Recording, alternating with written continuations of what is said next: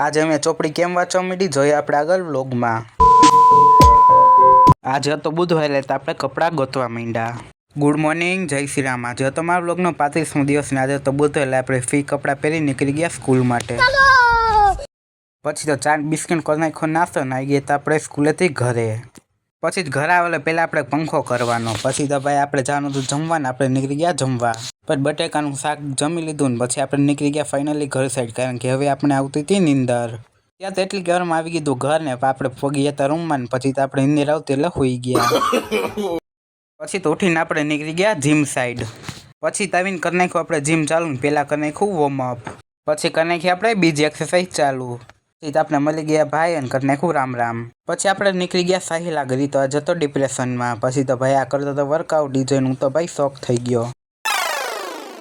કરી નાખ્યું મેં વર્કઆઉટ ચાલુ મારું। પછી કરી નાખી આપણે ચેસ્ટની એક્સરસાઇઝ ચાલુ। આ વર્કઆઉટ બહુ હાર્ડ है। પછી તો મને ગાંધીજીની વાત યાદ આવી ની, જોઈ લ્યો તમે। इस राह पे तुम चल रहे हो बेटा, एक दिन पूरी तरह फंसोगे, उस दिन मुझे याद करना।